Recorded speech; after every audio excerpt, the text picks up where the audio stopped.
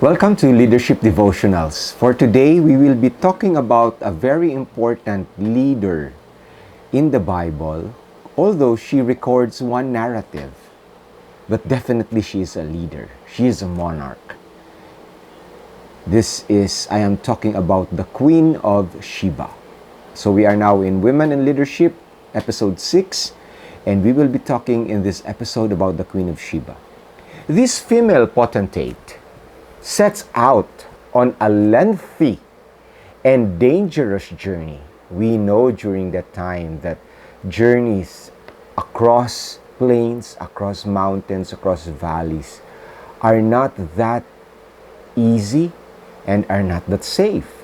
Sometimes bandits will ambush you, or renegades from different tribes may ambush you. But this female potentate sets out on a lengthy and perilous journey to seek truth in an audience with King Solomon.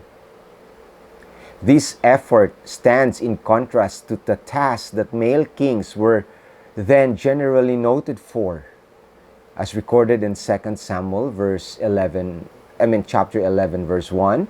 Now it came to pass in the spring of the year, at the time when kings go out to battle. Yes, male counterparts, they go out to battle, but this one is different. She came to seek wisdom. As we know that King Solomon is considered the wisest man in the Old Testament, he spoke of Proverbs, and his songs were 1,005.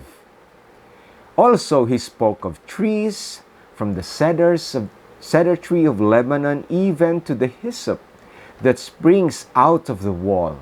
He spoke of animals, of birds, of creeping things, and of fish. And men of all nations, from all the kings of the earth, who have heard his wisdom, came to hear the wisdom of Solomon in person. And that is recorded in 1 Kings 4:32-34. Thus, it is recorded that one of the rulers who comes to hear the wisdom of Solomon is a woman leader, and that is the Queen of Sheba. She travels a great distance to learn from Israel's king. Fabulously wealthy. Just imagine that. Fabulously wealthy, traveling with a very great party, a very great retinue. As recorded in 1 Kings 10, verse 2. From her place to the court of King Solomon. And she gives him the modern equivalent of several millions of dollars, because it is recorded that she gave King Solomon 120 talents of gold. Just imagine that, traveling for a long distance amidst danger, and you are bringing with you 120 talents of gold, rare spices, and precious jewels. These were her gifts to King Solomon. Solomon, upon meeting, of course, and the Queen of Sheba met as equals, something like the meeting of the minds, it might be said. She comes in 1 Kings chapter 10, verse 1, she said, she comes to test him with hard questions. This implies that this particular queen is no ignorant consort. She must be someone brilliant. And through the testimony of this queen, we learn that God's promise to give Solomon a wise and understanding heart, as recorded in 1 Kings 3, verse 12, has been significantly fulfilled. Now, when the Queen of Sheba heard of the fame of Solomon concerning the name of the Lord, she came to test him with hard questions.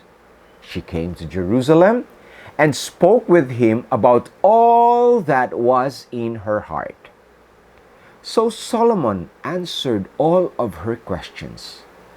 There was nothing so difficult for the king that he could not explain it to her. And when the Queen of Sheba had seen all the wisdom of Solomon, this is what she said. It was a true report which I heard in my own land about your words, until I came and saw with my own eyes. And indeed, the half was never told to me.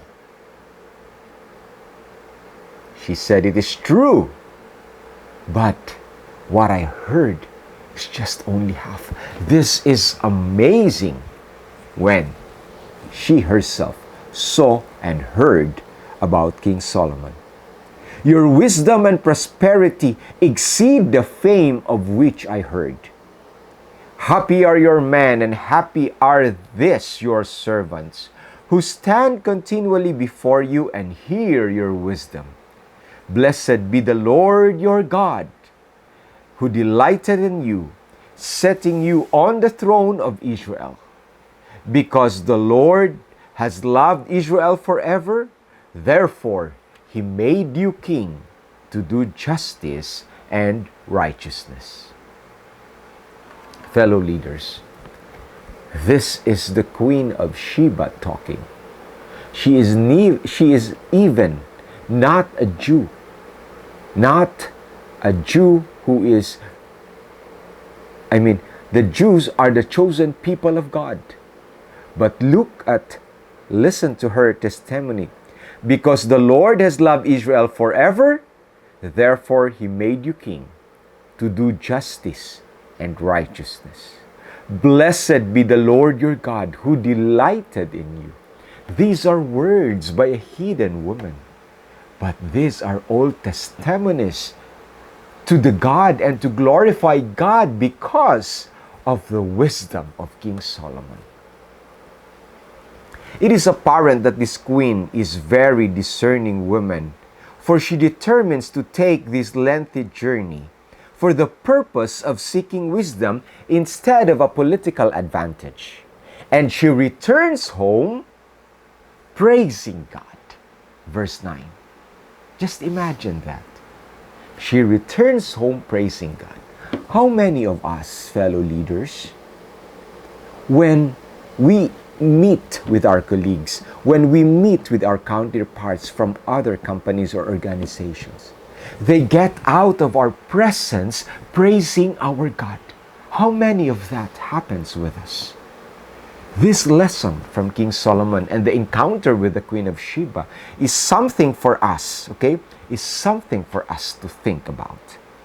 The Queen of Sheba did not, okay?